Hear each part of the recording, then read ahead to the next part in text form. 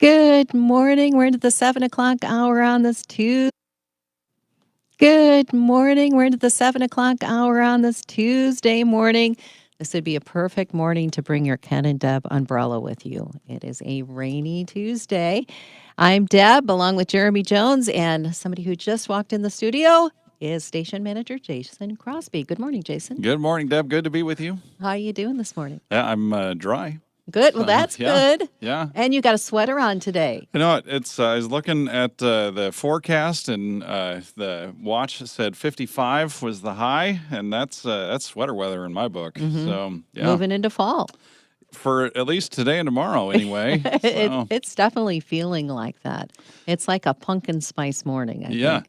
yeah. We were swimming yesterday. We were Really? at a pool. Yeah. Okay. So that was fun, and Uh-huh. a little bit chilly, even in 70-degree weather. But you adjusted. Mm-hmm. I don't want to go swimming today. No. That's not in the plans. Well, it's pretty easy to get wet, though. That's true. That's true. Maybe the slip and slide. That's right. Well, we've got a great hour coming up for you. Jason, you're going to share a devotional on Psalm 23. Looking forward to that. And in fact, if you have studied Psalm 23 and you have anything that you've learned from the study that you want to share this morning, I think it'd be okay for people to call. Maybe Sure. if you've learned something about sheep or Yeah. about the staff or about oil. I know those are some of the things that I've heard Yeah. preachers go and look at actually what shepherds do and Yeah. how that pertains to the Psalm 23. Give us a call this morning or text us at 800-221-9356. Let's get this hour started with some great music. Here's Stephen Curtis Chapman and One True God. So, good morning. You're listening to the Mid-Morning Show Coffee Break on this Tuesday morning. And yeah, we're talking about fall a little bit too today because we want you to share with us maybe your favorite fall fare. So, what do you love about fall food-wise as far as drink and food? Are you a pumpkin spice person? Are you not a pumpkin spice person? Do you like apple cider? Looking forward to that. Or pumpkin pie or Yeah. pumpkin ice cream. It's kind of around the pumpkin theme, I Yeah. think. Yeah. I feel like there's like one particular. What's pumpkin? Is it a vegetable? There's one object that just keeps showing up in everything you've listed. So Susie really likes the pumpkin pie shake from Whitey's. Oh, So that I imagine we'll be making several trips there. And then we like to journey down to Tanner's down near Peoria this time of year, and we were actually talking last night about when we were going to make that journey and whether or not that journey could even be made because of COVID, and so we were talking about that, but I think it was Friday. So typically, one of our end of summer activities is to make a trip up to Minnesota for the state fair. oh, And neat. yeah, but this year it was canceled. And but my neighbor next door has a smoker, and he fired it up Oh, on Thursday or Friday, and just all the aromas of state fair food wafted their way over to the Crosby deck. And so anyway, that was a lot of reminders there. But anyway, so those are three of the things that we like to do. how Part of about fall. chili? Do you like chili? Chili is good for when it's like this kind of weather. It's true. When it's chilly, Yeah, chili that's is right. good. That's right. That's right. Yeah. No, we like chili. We enjoy doctoring up chili. Can't just do chili by itself. Oh, okay. So you like yeah. like putting macaroni in it or So cornbread? What do you yeah, put in? Fritos, sour Fritos. cream. Yeah, that's good in there. My wife likes to add cornbread. And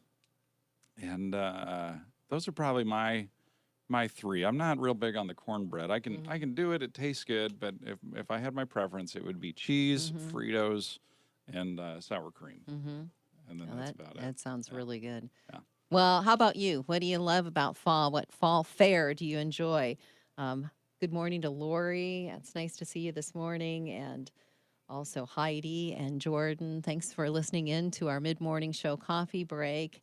And a comment on maybe some favorite fall things you're looking forward to this morning as we have this first kind of coolish day and cool and rainy. Good day to stay inside. I need to grab my glasses. Okay. Real quick.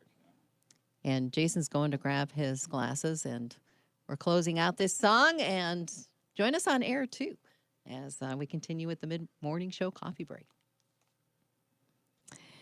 Stephen Curtis Chapman with One True God here at Moody Radio Quad Cities. And one thing we've been talking about, Jeremy, this morning is some things that 20-year-olds plus should be able to master. Have you heard any of this conversation? I have, Okay. and I have an answer. Okay. Because you asked also for the reverse. Mm-hmm. And so I have one that is true for both groups. And Okay. It's not social media related. Okay.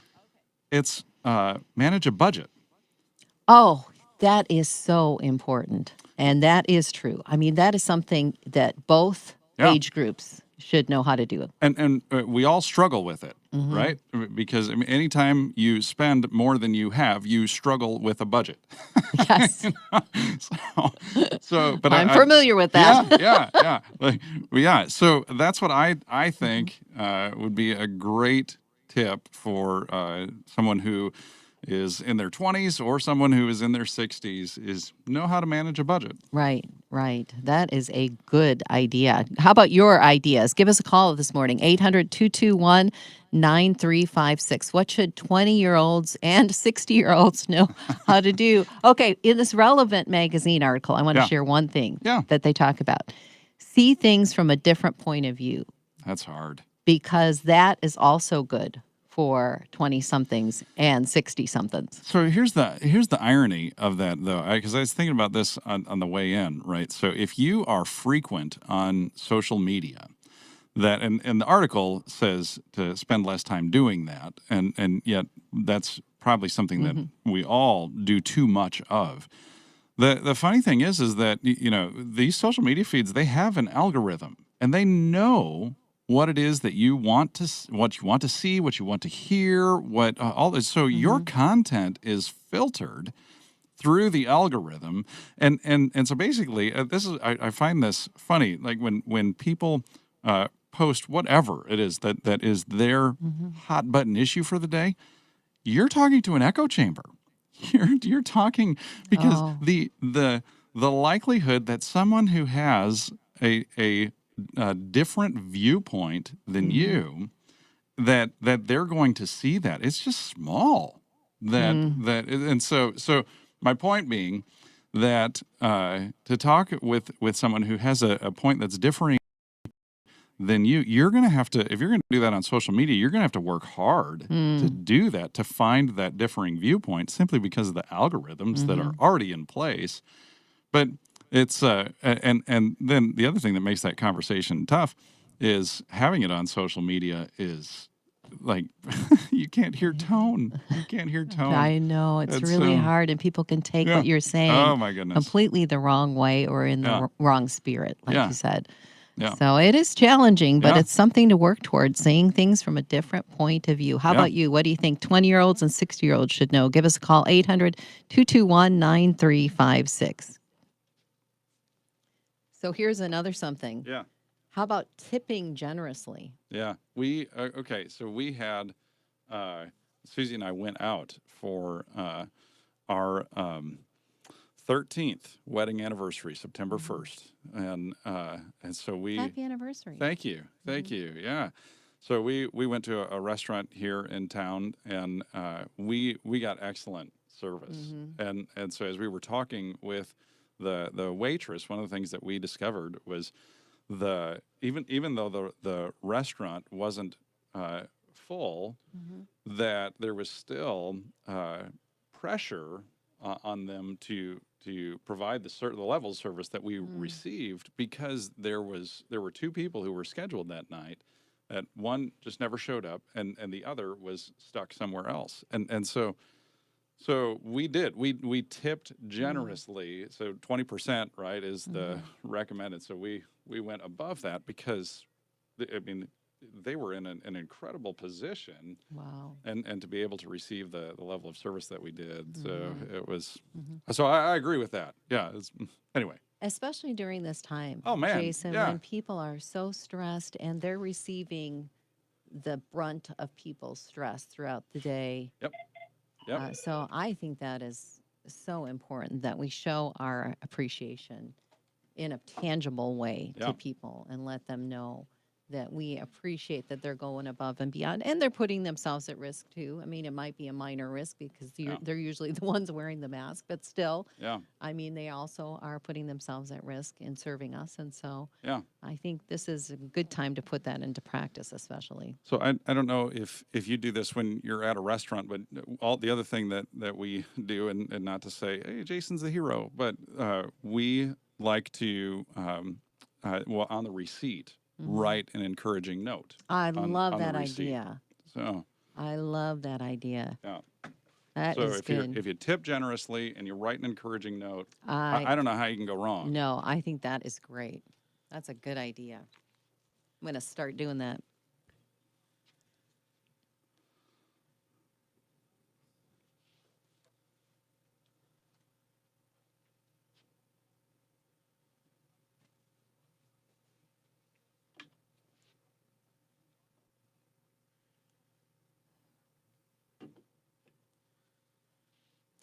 So you probably can't go out and mow the lawn today, so why not stay inside and listen to one of our new Moody podcasts? There you go. We've got a There's some couple of good new ones out there. There are. One of them has to do with justice issues, Yeah. just gospel, Yeah. talking about the prison system actually in this current one. I just listened to one of their episodes yesterday on the wealth gap.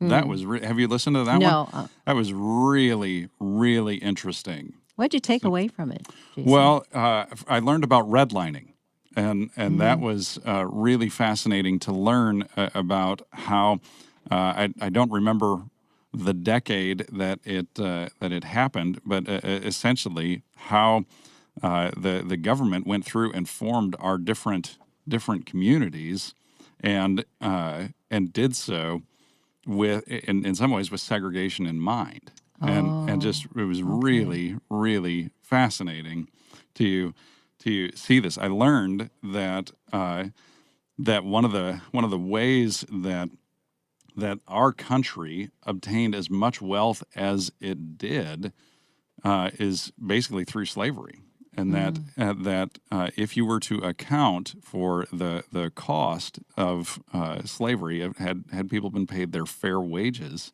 you'd be looking at $97 trillion.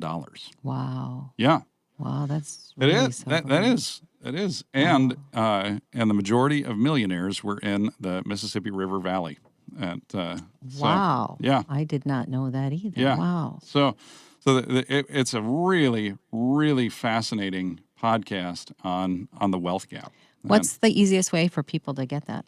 Just Gospel through your wherever you get your podcasts. So Mhm. I'm an iPhone user, so I get mine at the through the Apple App Store. Podcast app. Yeah. Yeah, Yeah. And you can also find it, I think, on our Moody Radio be on the app Moody as well. Radio app. Yep, for sure. Yeah, Just Gospel. Check it out. 7:13 is the time. Here's We Are the Kingdom as we head toward news this morning, about 7:13 here at Ken and Deb in the morning.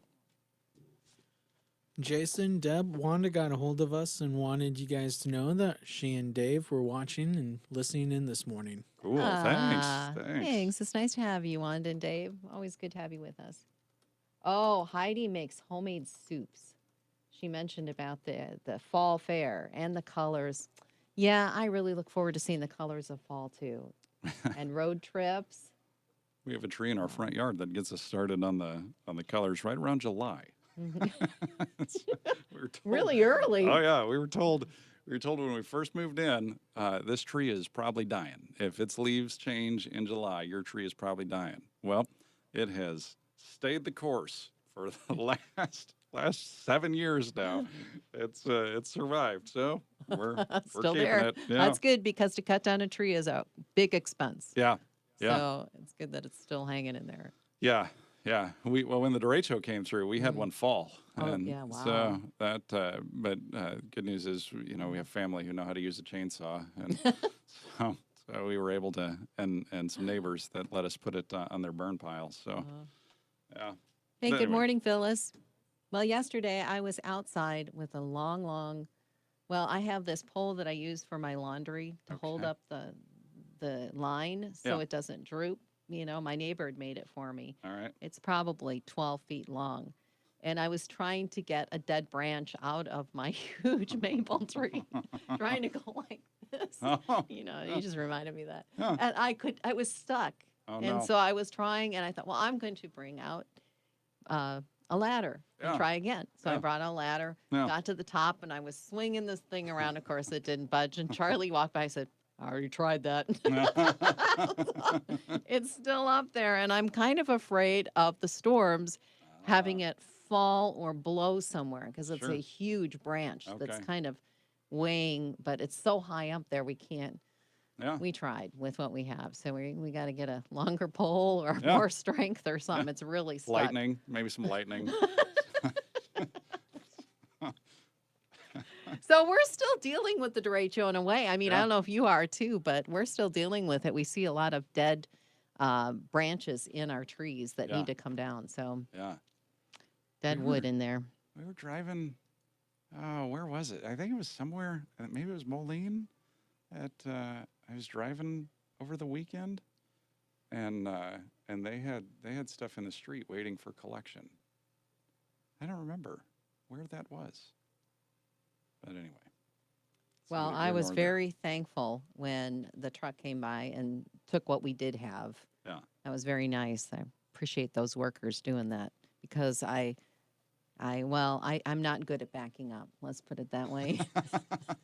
And I hit that pile more than once. When my daughter was here, she's like, "You just scratched the side of your car with that." It's like, I tried. I just didn't go. Yeah, enough anyway. That's funny.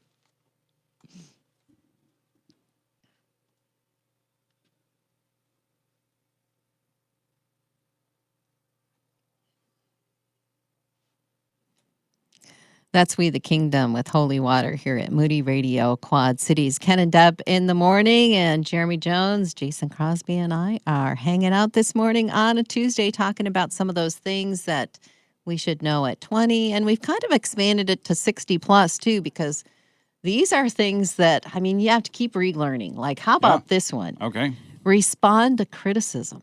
Ugh. I mean, that one, that Right. is ageless. I Yeah. mean, really, it is just as hard Yeah. when you're 60 plus to respond to criticism as it is when you're 25, I think. And I think related to that. It's figuring out what the right hills are to die on. Yeah, That- that is a good observation on Yeah. that. Because some are worth dying on. Mm-hmm. So, but not all. Like I mean, doctrine hills, those are good hills to die on. Yeah. But yeah, you've just got to figure out what how. So I've been reading D.L. Moody's biography, Mhm. and when he went to England and was doing different meetings over there, there were criticisms Hmm. that followed him over there, and his frustration was that he couldn't respond to all of them. And so what he ended up doing was getting a bunch of pastors from the United States. He reached out to John Farwell, or is it Farwell? I think it's John V. Farwell. Anyway, doesn't matter. And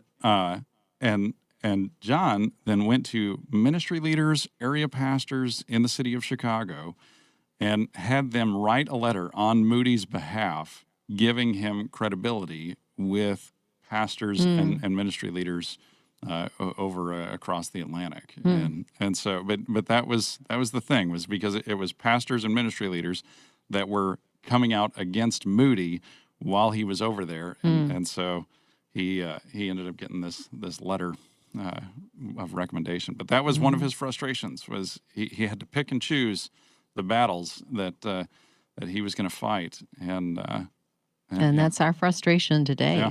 you know, and especially as you have your kids grow up. Oh, yeah. Yeah. Every day it's like, what battle am I going to say is a must battle to fight? And, this would be interesting for parents with more than one child is what's the battle you fought with the first child you didn't with the third? Or the, because the second one wore you down. So, Well, I'm the sixth, yeah, and yeah, so yeah. I didn't have many battles. Yeah. It's 7:20 in the morning. Yeah, I got away with a lot. In Yeah. fact, my siblings would say, "Yeah, you got that. We didn't get that. You got that. We didn't get that." Yeah. By the time it's the six, it's like, whatever you want to do. Yeah, right. Yeah, I've watched the way that we parent with our youngest, and there are things that he does that I know Brinley could not get away with as the oldest, and yet he does them, and I'm just like, okay, now go apologize to your sister. that's it. So that's your punishment. Just go apologize. Let's get this over with. So. It happens. But, thinking of criticism, I mean, there's been a lot of great messages on Moody about this that have been helpful for me. One of them is just to think about what the person is saying and if there's any truth in it. Yep. And that's hard to do, but you have to humble yourself. You know what I mean? Like, it's really hard to humble yourself enough to not just automatically react. And I still struggle with that. So it's an ongoing struggle to actually listen and take it. Like, take the time to ask God, is there something in here that's true that I need to address? It's the balance, right? So the challenge with social media. Oh, all right. It's 7:21 and we're here in the studio and we're also I'm trying to have a conversation on Facebook, but this radio show keeps getting in the way. So we're both places wherever Yeah. you want to catch us and having a great conversation this morning. We hope that you can join us. And coming up here in just a few minutes, Jason is going to talk about Psalm 23. But next week, Jason, we're going to have a little fun by taking some books that we have here at the station out to the community for you to grab. They're free. And we just want to get them into hands of, people that can benefit from them. I'm a huge fan of free resources, and you mentioned that these are niche things. So one of the things you're not going to find is you're not going to find fiction in Right. these free resources. You're going to find some books that will help you as you or a friend are dealing with different seasons of your life. So these are resources that are intended to be a help in whatever season you or a friend are facing. Yep. So hope you can join us either at Edgewood Baptist Church on Tuesday from 11 to 1 or at Coram Deo Bible Church on Thursday from 11 to 1 as our bookmobile goes out. Here's Toby Mack, Edge of My Seat.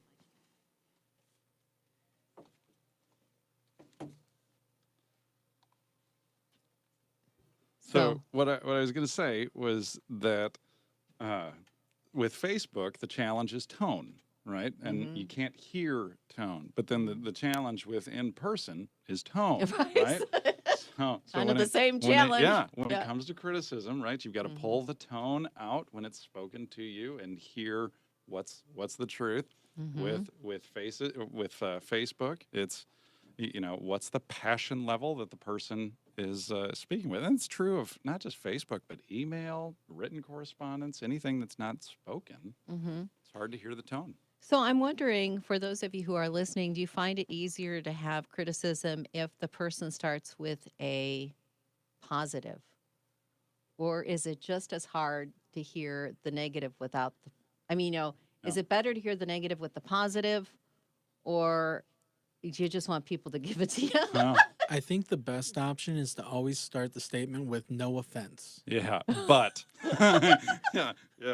All right. So that means something offensive is coming. Yeah. I love it, Jeremy. Yeah.